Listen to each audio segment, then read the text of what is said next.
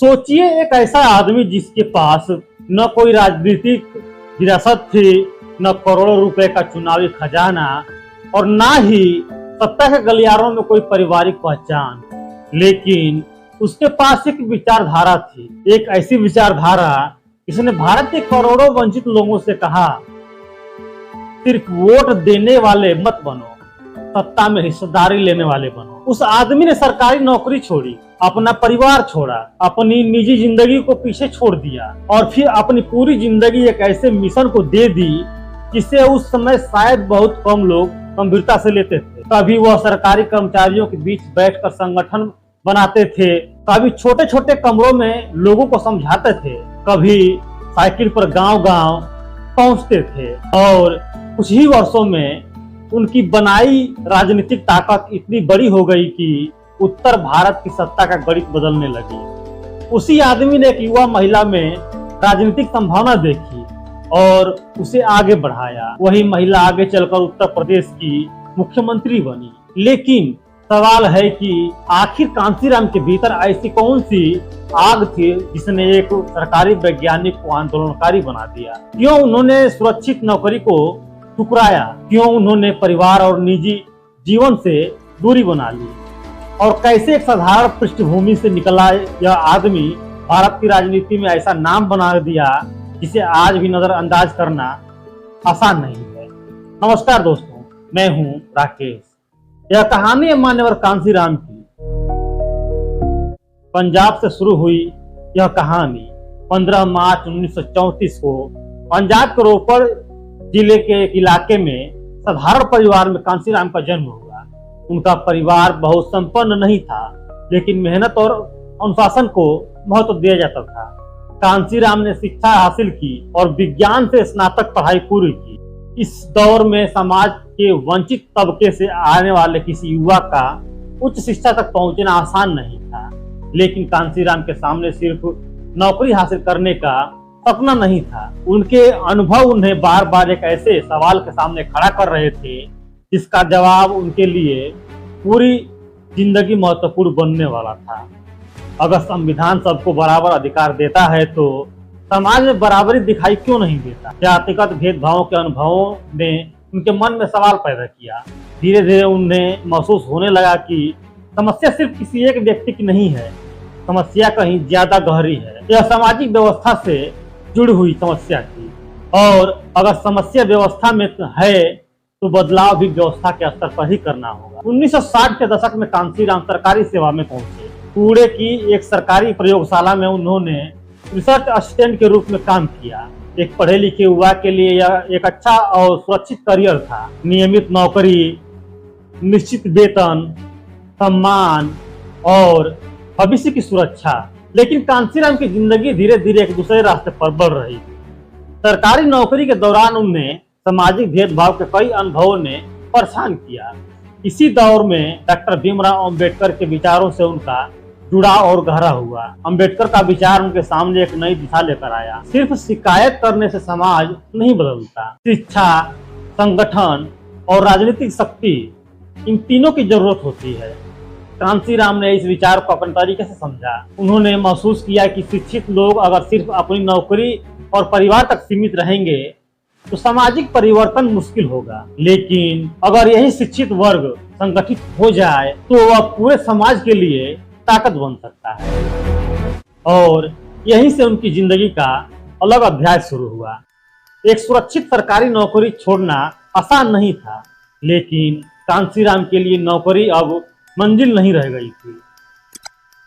उन्होंने सामाजिक परिवर्तन के लिए खुद को समर्पित करने का फैसला किया। यह फैसला उनके परिवार के लिए भी आसान नहीं था, क्योंकि एक सरकारी नौकरी सिर्फ नौकरी नहीं होती, वह पूरे परिवार की आर्थिक सुरक्षा होती है। लेकिन कांशीराम ने अलग रास्ता चुन लिया था। अब उनकी जिंदगी का लक्ष्य था शिक्षित और नौकरी पेशा लोगों को सामाजिक आंदोलन से जोड़ना। उनका मानना था कि जिन लोगों को शिक्षा और सरकारी संस्थानों तक पहुंच मिली है, उनके ऊपर समाज के प्रति भी जिम्मेदारी है। यही सोच आगे चलकर एक बड़े संगठन की नींव बनी। 1970 के दशक में कांशीराम ने सरकारी कर्मचारियों के बीच संगठन खड़ा करने का काम शुरू किया। इसी प्रयास से वामसेफ का निर्माण हुआ।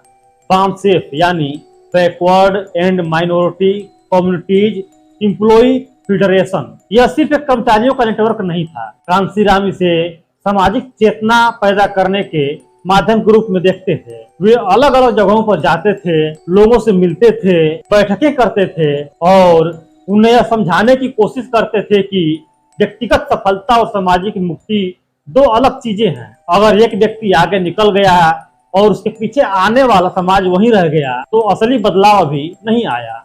कांशीराम का जोर था पहले संगठन बनाओ, क्योंकि उनके लिए भीड़ और संगठन में फर्क था। भीड़ किसी सभा में आती है और वापस चली जाती है, लेकिन संगठन संघर्ष के लिए तैयार रहता है।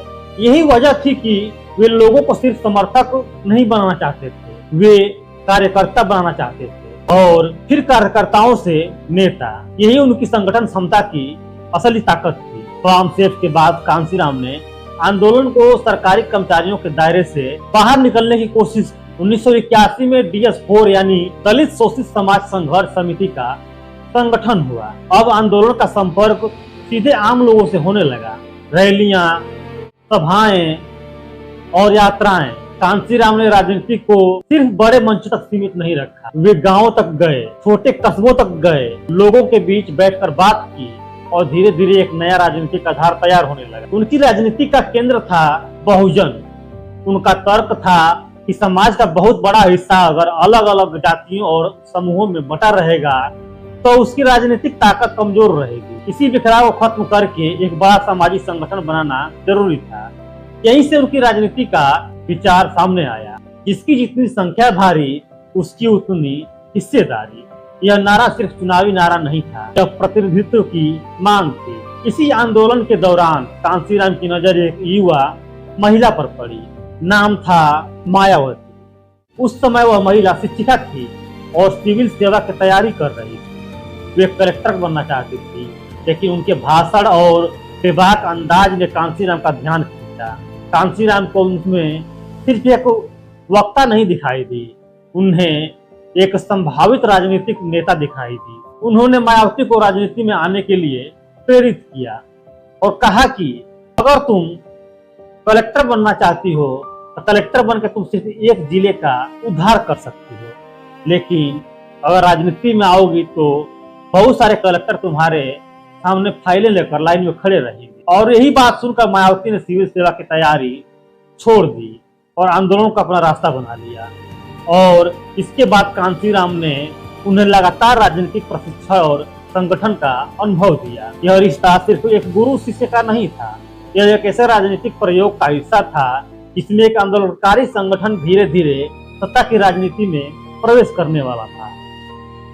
अब कांशीराम को एक और चीज साफ दिखाई देने लगी थी, सिर्फ सामाजिक आंदोलन से सत्ता की संरचना नहीं बदली जा सकती। अगर कानून बनाते हैं, सरकार चलानी है, नीतियां बदलनी है तो सत्ता के केंद्र तक पहुंचना होगा। और इसी सोच के साथ आया 14 अप्रैल 1984 का दिन।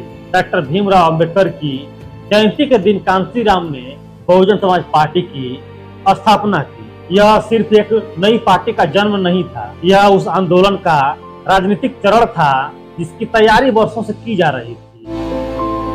पार्टी के पास संसाधन सीमित थे, लेकिन संगठन मजबूत हो रहा था। कांशीराम बड़े नेताओं की तरह आलिशान राजनीतिक जीवन जीने के बजाय जमीन पर काम करने में विश्वास रखते थे। छोटे चंदे, छोटी सभाएं, सीधे जनसंपर्क और लगातार संगठन विस्तार। शुरुआती चुनाव में हार मिली, लेकिन कांशीराम हार से घबराने वाले नहीं थे। उनके लिए चुनाव सिर्फ जीतने का माध्यम नहीं था, वह समाज को राजनीतिक रूप से प्रशिक्षित करने का तरीका भी था।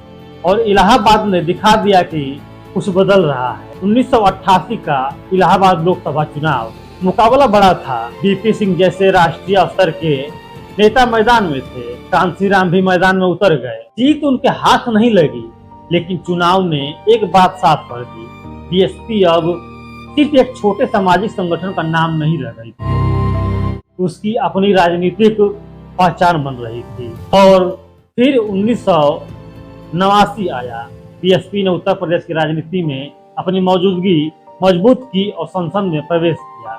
मायावती बिजनौर से लोकसभा पहुंची। अब कांशीराम के सामने अलग लक्ष्य था, सिर्फ अपनी ताकत दिखाना नहीं, सत्ता के समीकरण बदलना। देश की राजनीति उस समय जबरदस्त बदलाव से गुजर रही थी। मंडल, कमंडल, राम मंदिर आंदोलन, आरक्षण, जातीय राजनीति, धार्मिक ध्रुवीकरण, हर तरफ राजनीतिक समीकरण बदल रहे थे। कांशीराम ने इस दौर में एक बात समझी, अगर बहुजन राजनीति को सत्ता तक पहुंचाना है तो अलग अलग सामाजिक समूहों के बीच राजनीतिक गठजोड़ जरूरी होगा। इसी सोच ने उन्हें समाजवादी पार्टी के साथ गठबंधन की तरफ पहुंचाया। मुलायम सिंह यादव और कांशीराम दो अलग अलग राजनीति के धाराएं थे, लेकिन एक साझा लक्ष्य, उत्तर प्रदेश की सत्ता में भाजपा के प्रभाव को चुनौती देना। 1993 के विधानसभा चुनाव में एसपी और बीएसपी साथ आए, दोनों दलों ने मिलकर सरकार बनाई। यह गठबंधन भारतीय राजनीति में एक बड़ा प्रयोग था, लेकिन सत्ता का रास्ता जितना आसान दिखाई देता है, अंदर से उतना ही कठिन होता है। धीरे धीरे मतभेद बढ़े, अविश्वास बढ़ा और फिर आया 2 जून 1995। बीएसपी ने मुलायम सिंह यादव सरकार से समर्थन वापस लेने का फैसला कर लिया। इसके बाद लखनऊ के स्टेट गेस्ट हाउस में मायावती और बीएसपी नेताओं के साथ हिंसा और बदसलूकी की घटना हुई। इस घटना ने एसपी बीएसपी के रिश्ते को लगभग खत्म कर दिया। उत्तर प्रदेश की राजनीति अचानक बदल गई और इसके अगले ही दिन 3 जून 1995 को मायावती ने उत्तर प्रदेश की मुख्यमंत्री के रूप में शपथ। वह उत्तर प्रदेश की पहली दलित मुख्यमंत्री और भारत की पहली महिला दलित मुख्यमंत्री बनी। जिस राजनीतिक आंदोलन की नींव कांशीराम ने वर्षों पहले रखी थी, उसका सबसे बड़ा राजनीतिक परिणाम सामने था। एक ऐसी महिला सत्ता के शीर्ष पर पहुंच चुकी थी जिसे कांशीराम ने आंदोलन की शुरुआत में पहचाना था। लेकिन कांशीराम खुद सत्ता के शिखर पर क्यों नहीं पहुंचे, यह सवाल बहुत महत्वपूर्ण है। कांशीराम के पास मौका था, वे खुद सत्ता की कुर्सी मांग सकते थे, लेकिन उनकी राजनीति का केंद्र व्यक्तिगत पद नहीं था। उनका लक्ष्य संगठन बनाना था, नेता तैयार करना था और सत्ता में ऐसी राजनीतिक ताकत खड़ी करना था जो लंबे समय तक चल सके। इसीलिए उन्होंने मायावती को आगे बढ़ाया। सन 2001 में लखनऊ में कांशीराम ने मायावती को अपना राजनीतिक उत्तराधिकारी घोषित किया। अब तक शरीर कमजोर हो चुका था, बीमारी बढ़ रही थी, लेकिन आंदोलन की कमान अगली पीढ़ी को सौंपने की तैयारी हो चुकी थी। कांशीराम का जीवन बेहद सक्रिय रहा। लगातार यात्राएं, संगठन, बैठकें, राजनीतिक रणनीति और आंदोलन, इसका असर उनके स्वास्थ्य पर भी पड़ा। लेकिन उनका बनाया राजनीतिक ढांचा अब उनके व्यक्तिगत जीवन से बड़ा हो चुका था। 9 अक्टूबर 2006 को कांशीराम का निधन हो गया। एक ऐसा आदमी जिसने अपना जीवन निजी संपत्ति या सत्ता के पद के पीछे नहीं लगाया, बल्कि एक राजनीतिक विचार के लिए समर्पित कर दिया। लेकिन उनकी मृत्यु के बाद असली सवाल शुरू हुआ, क्या कांशीराम के जाने के साथ ही आंदोलन भी खत्म हो जाएगा? लेकिन ऐसा नहीं हुआ। सन 2007 में दिखाई दी विरासत। कांशीराम के निधन के कुछ ही समय बाद बीएसपी ने उत्तर प्रदेश की राजनीति में बड़ी सफलता हासिल की। 2007 के विधानसभा चुनाव में बीएसपी ने 403 में से 206 सीटें जीतकर अपने दम पर बहुमत हासिल किया। यह उस राजनीतिक संगठन की बड़ी सफलता थी जिसकी नींव कांशीराम ने दशकों पहले रखी थी। इस जीत को सिर्फ एक चुनावी परिणाम के रूप में देखना अधूरा होगा, क्योंकि इसके पीछे वर्षों की संगठनात्मक मेहनत थी।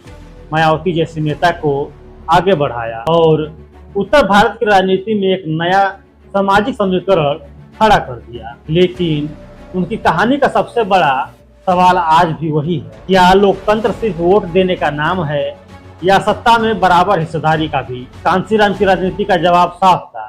अगर समाज को अपनी स्थिति बदलनी है तो उसे सिर्फ दूसरों से बदलाव की उम्मीद नहीं करनी चाहिए, उसे खुद संगठित होना होगा, खुद अपनी राजनीतिक ताकत बनानी होगी और सत्ता के फैसले लेने वाली जगह तक पहुंचना होगा। यही वजह है कि कांशीराम की कहानी सिर्फ अतीत की कहानी नहीं है, यह भारतीय लोकतंत्र के उस सवाल की कहानी है, आखिर सत्ता में किसकी आवाज सबसे ज्यादा सुनी जाती है। एक छोटे से गांव से निकला हुआ आदमी आज हमारे बीच नहीं है, लेकिन उसने भारतीय राजनीति में एक ऐसा सवाल छोड़ दिया जिसका जवाब आने वाली पीढ़ियां भी खोजती रहेंगी। वह सवाल है, जिसकी संख्या जितनी बड़ी है, क्या सत्ता में उसकी हिस्सेदारी भी उतनी ही बड़ी है? और शायद यही थी कांसीराम की पूरी जिंदगी की सबसे बड़ी राजनीतिक लड़ाई। एक नौकरी पेशा युवक से आंदोलनकारी बनने तक का यात्रा, एक संगठनकर्ता से राजनीतिक रणनीतिकार बनने तक की यात्रा, और